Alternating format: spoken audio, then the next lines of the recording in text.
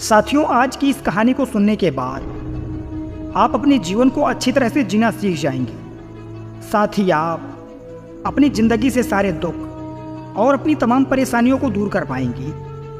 और साथ ही मैं आपको अपने जीवन में खुश और प्रसन्न रहने का कारण भी बताऊंगा, इसीलिए आप इस कहानी को अंत तक जरूर सुनें। एक बार की बात है, एक व्यक्ति जो कि बहुत अशांत और अपने जीवन की छोटी छोटी समस्याओं से बहुत परेशान था, वह एक सन्यासी के आश्रम में रहने के लिए आता है। आश्रम की शांति में 2 दिन बिताने के बाद वह उस सन्यासी से प्रार्थना करता है कि हे मुनिवर, मेरे मन में कुछ प्रश्न उठ रहे हैं जिसकी वजह से मैं बहुत अशांत और परेशान हूँ। मैं आपसे उन प्रश्नों के उत्तर जानना चाहता हूँ। सन्यासी ने कहा, पूछो, क्या प्रश्न है तुम्हारा? व्यक्ति ने कहा, मैं अपने जीवन से बिल्कुल भी खुश नहीं हूँ। दुखों और मुसीबतों के पहाड़ ने मेरे जीवन को नर्क बना दिया है। मेरी ज़िंदगी में कुछ भी अच्छा नहीं चल रहा, कुछ भी। मैं आपसे जानना चाहता हूँ कि आखिर मेरे साथ ही ऐसा क्यों हो रहा है? मैं इतना अभागा क्यों हूँ? सन्यासी ने कहा, सबसे पहले तो तुम ये बताओ कि तुम्हारे इस दुख का कारण क्या है। वो कौन सी चीज़ें हैं जिसने तुम्हें इतना व्याकुल और चिंतित कर रखा है? सन्यासी के प्रश्न के बारे में थोड़ी देर सोचने के बाद व्यक्ति ने कहा, मुनिवर, ये कैसा बेतुका सवाल है।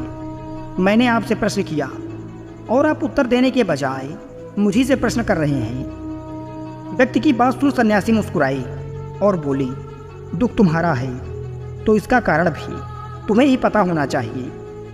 अगर तुम्हारे दुख का कारण तुम्हें ही नहीं पता तो तुम मुझसे कैसे उम्मीद कर सकते हो कि मुझे तुम्हारे दुख का कारण पता होगा?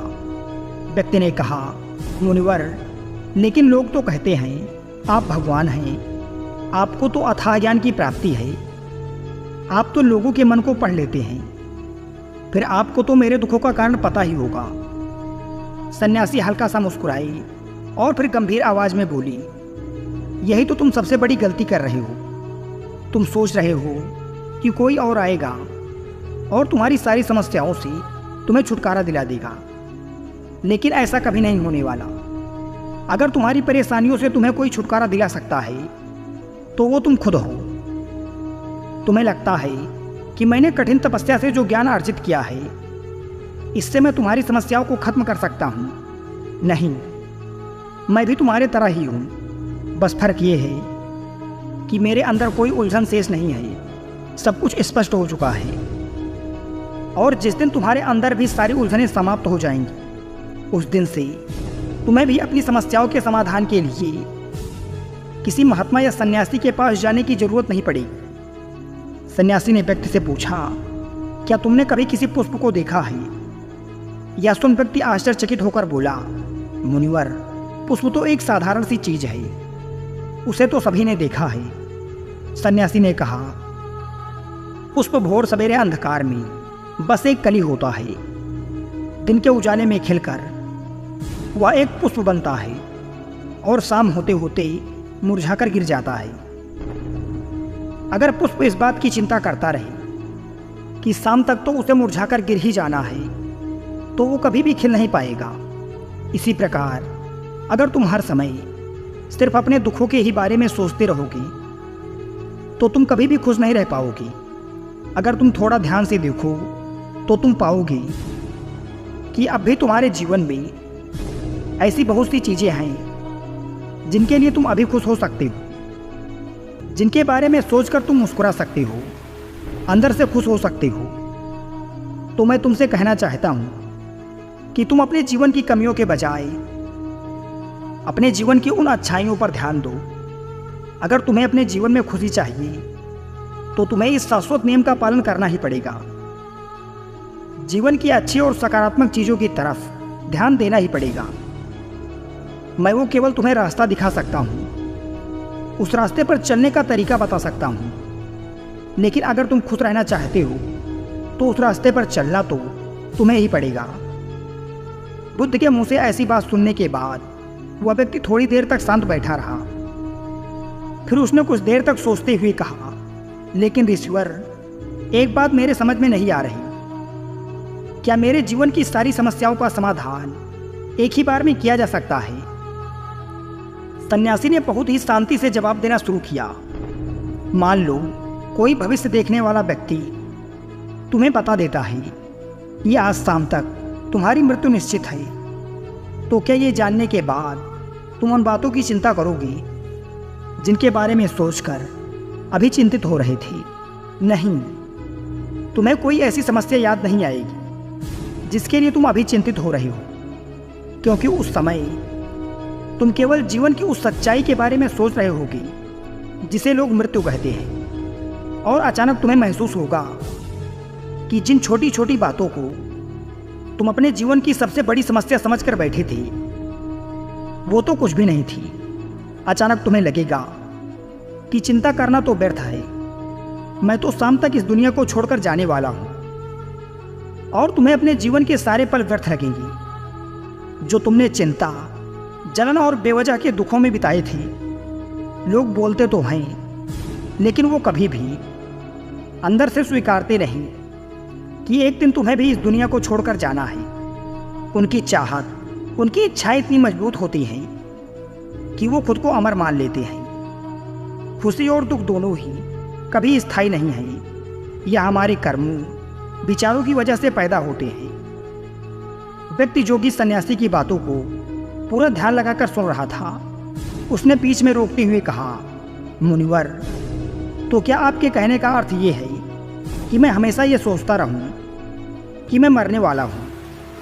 और क्या ये सोचना मेरी सारी समस्याओं को खत्म कर देगा? सन्यासी ने कहा, नहीं, ऐसा कभी मत सोचो।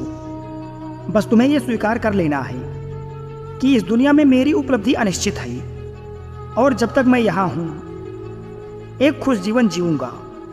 जो भी अच्छी चीज़ें तुम्हारे जीवन में हो रही हूँ या हैं, उसके साथ जियो। वो तुम्हें अंदर से खुशी और शांति देगी। अपने दिमाग को सही करो और धीरे धीरे तुम्हारे अंदर की सारी उलझनें समाप्त हो जाएंगी। इंसान के जीवन के ज़्यादातर दुख और समस्याएं उनकी इच्छाओं की वजह से पैदा होती हैं। इसीलिए अपने मन को नियंत्रित करो। अगर तुम अपने दिमाग को एक बच्चे के दिमाग के जितना सुलझा कर रख सकते हो, तो तुम्हें आंतरिक शांति का अनुभव होगा। व्यक्ति ने कहा, मुनिवर, आपने मन के नियंत्रण की बात की। अपने इस चंचल मन को हम नियंत्रित कैसे कर सकते हैं? सन्यासी ने कहा, तुम्हें सबसे पहले खुशी और दुख के बीच के अंतर को समझना जरूरी है। तुम्हें पहले यह जानना होगा कि तुम्हारे लिए खुशी और दुख का क्या मतलब है। फिर इसके बाद अभ्यास के द्वारा तुम्हें अपने मन को ऐसे तैयार करना है कि ज़्यादा खुशी के मौके पर ये ना तो बहुत ज़्यादा खुश हो और ना ही दुख आने पर बहुत ज़्यादा दुखी। तुम्हें अपने आप को पूरी दृढ़ता के साथ मध्य में रखने का प्रयास करना है, जिसे मैं मध्य मार्ग कहता हूँ। अगर तुम अपने जीवन में गहराई से झांको और ये पता करने की कोशिश करो कि तुम्हारे दुख क्या हैं और ये क्यों पैदा होते हैं, तो अंत में तुम्हें इसका एक ही जवाब मिलेगा कि तुम्हारे सारे दुखों का कारण तुम खुद हो। तुम्हारी इच्छाएं, तुम्हारी चाहत, तुम्हारा लगाव भी तुम्हारे सारे दुखों का कारण है, क्योंकि मन ही तुम्हारी सारी चाहत, सारी इच्छाएं पैदा करता है। इसीलिए अगर तुमने अपने मन को नियंत्रित कर लिया तो तुम्हारे सारे दुख खत्म हो जाएंगे। उस सन्यासी ने व्यक्ति से कहा, अगर तुम एक छोटा सा काम और कर सको तो तुम देखोगे कि तुम्हारे जीवन के सारे दुख हमेशा के लिए खत्म हो जाएंगे। सन्यासी के मुंह से ऐसी बात सुनने के बाद व्यक्ति ने उत्साहित होते हुए कहा, मुझे क्या करना होगा मुनिवर? सन्यासी ने कहा, अगले 2 दिनों तक तुम किसी से बात नहीं करोगे और 2 पेपर लेकर आश्रम की एक जगह पर बैठ जाओगी। वहाँ शांति से बैठकर तुम्हें सोचना है और पहले पेपर पर उन सारे दुखों के बारे में लिखना है जो तुम्हें परेशान कर रहे हैं, और साथ ही तुम्हें उन सभी दुखों का कारण भी लिखना है। और दूसरे पेपर में तुम्हें उन सारी खुशियों के बारे में लिखना है जो तुम्हारे जीवन में अभी हैं, और साथ ही तुम्हें इसका कारण भी लिखना है कि तुम्हें ये खुशी क्यों आई। जल्दबाजी करने की कोई ज़रूरत नहीं है, तुम्हारे पास काफ़ी समय है, तुम आराम से सोच सकते हो। जाओ और जाकर आराम से सोचो और लिखो। व्यक्ति ने सन्यासी को प्रणाम किया और जाकर आश्रम के एक कोने में बैठ गया। 2 दिनों बाद वह उस सन्यासी के पास वापस आया। उसके हाथ में काफ़ी सारे पेपर थे। सन्यासी ने उसे देखते ही कहा, सबसे पहले मुझे तुम्हारे दुखों वाले कागज को पढ़कर सुनाओ। व्यक्ति ने पेपर पढ़ना शुरू किया। पहला, मेरे परिवार में मेरे सारे भाई अमीर हैं, लेकिन मैं गरीब और बहुत कर्जदार हूँ, क्योंकि मैं काम करने से डरता हूँ। मैं काम से ज़्यादा आराम करता हूँ और साथ ही खुद की दूसरों के साथ तुलना भी करता रहता हूँ। व्यक्ति ने आगे पढ़ना शुरू किया।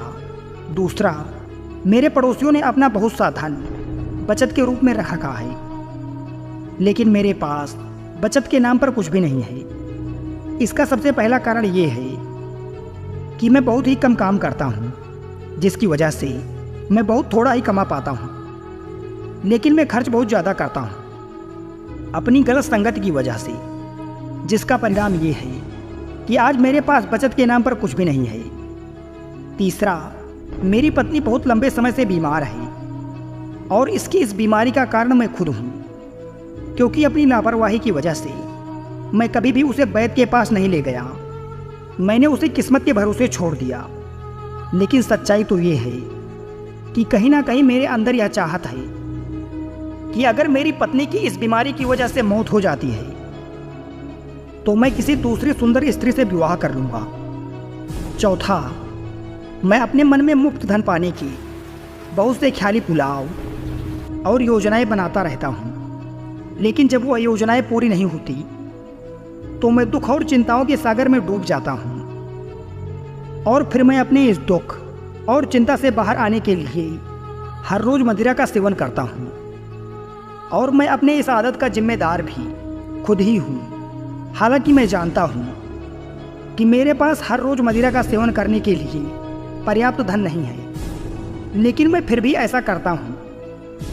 हालांकि मैं मदिरा और धूम्रपान के सेवन के बिना भी अपना दिन खुशी खुशी जी सकता हूँ, लेकिन मैं फिर भी ऐसा करने के लिए बहाने ढूंढता रहता हूँ। हे मुनिवर, ये चारों मेरे सबसे बड़े दुख हैं, और बहुत गहराई से सोचने के बाद मैंने पाया कि कहीं ना कहीं मैं अपने इन चारों दुखों का कारण मेरे द्वारा किए गए कर्म और विचार ही है।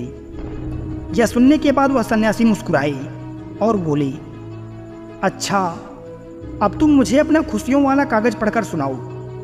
इस बार व्यक्ति ने बहुत ही उत्साहित होकर पढ़ना शुरू किया। पिछले 2 दिनों के दौरान मैंने जो भी जाना और अनुभव किया वह मैंने अब तक की अपनी पूरी जिंदगी में कभी नहीं किया। पिछले 2 दिनों के दौरान मैंने यह महसूस किया कि मेरे अंदर असीम शांति और आनंद का सागर भरा पड़ा है, और मैं अपने इस अनुभव को पाकर बहुत प्रसन्न हूँ। मेरे खुशी के कारणों की सूची बहुत लंबी है, जिसे पढ़कर आपको सुनाने में बहुत लंबा समय लग जाएगा। व्यक्ति के मुंह से ऐसी बातें सुनने के बाद सन्यासी मुस्कुराई और बोली, सिर्फ तुम्हारे लिए ही नहीं, हम सबके लिए भी कारण एक समान ही होते हैं। वो तो इंसान अपनी अज्ञानतावश अपना बहुत सा समय बर्बाद कर देता है अपने दुखों के कारण का पता लगाने में। यहाँ तक कि हमारा जीवन तो खुशी, शांति और आनंद को इकट्ठा करने की एक तिजोरी है। सन्यासी ने व्यक्ति से कहा, तुम्हें अपनी खुशी के सारे कारणों को बताने की जरूरत नहीं है, तुम सिर्फ उनमें से कुछ को पढ़कर मुझे सुना सकते हो। व्यक्ति ने एक बड़ी मुस्कान के साथ पढ़ना शुरू किया।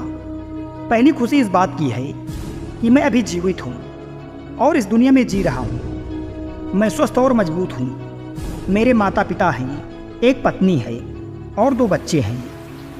इस दुनिया के दूसरे खुशनसीब व्यक्ति की तरह ही मेरे पास बहुत सी अनमोल खजाने हैं, जैसे कि मेरे माता पिता का मेरे प्रति स्नेह, मेरे बच्चों का लाड़ प्यार और एक पिता बनने की खुशी। मेरी खुशी का अगला कारण यह है कि मैं काम कर सकता हूँ, क्योंकि मैं स्वस्थ, और तनमन से मजबूत हूँ। मैं कोई भी अच्छा काम करके अपनी आमदनी को बढ़ा सकता हूँ और अपने परिवार की सभी ज़रूरतों को खुशी खुशी पूरा कर सकता हूँ। मैं खुश हूँ क्योंकि मैं एक खुशहाल परिवार बना सकता हूँ, बिना खुद की, अपने पड़ोसियों, अपने भाइयों और दूसरों से तुलना किए हुए। और आपकी कृपा से मेरे अंदर जिस मानवता ने जन्म लिया है, उसकी सहायता से मैं अपनी सारी बुरी आदतों को छोड़ सकता हूँ। अपनी सारी बुरी आदतों को छोड़कर खुशहाल और आनंदित जीवन जी सकता हूँ। और सबसे बड़ी खुशी और सौभाग्य की बात मेरे लिए ये है कि मैंने एक महान सन्यासी और आत्मज्ञानी के चरणों में जगह पा ली है। और आपकी कृपा से मैं जब तक इस संसार में रहूँगा, इस सत्य को याद रखूँगा कि हमारी इच्छाएं और लगाव ही हमारे सभी दुखों का कारण है। और साथ ही खुद के मन पर नियंत्रण हासिल करके खुद को जानने का पूरा प्रयास करता रहूँगा। सन्यासी ने कहा, आज तुम्हारा एक नया जन्म हुआ है और अब तुम अपने परिवार के पास वापस जाओ और स्थिर बुद्धि व आंतरिक शांति के साथ अपने इस जीवन को जियो। और आज के बाद जब भी तुम्हारे जीवन में तुम्हारी परेशानियों से उपजा दुख तुम्हें घेरने की कोशिश करे, तो खुद से कहना कि जीवन बहुत छोटा है और मैं इस जीवन में अपनी चिंताओं और दुख का गुलाम बनने के लिए नहीं आया हूँ। शांति से बैठकर अपने उस दुख का कारण जानने की कोशिश करना और मिलते ही उसे नष्ट कर देना। और केवल तभी तुम अपनी आंतरिक शांति और कभी ना खत्म होने वाले आनंद को पा सकते हो। साथियों, उम्मीद है आपको हमारा ये वीडियो और वीडियो में बताई गई बातें पसंद आई होंगी। और अगर वास्तव में पसंद आई हैं तो चैनल को सब्सक्राइब जरूर करें। धन्यवाद।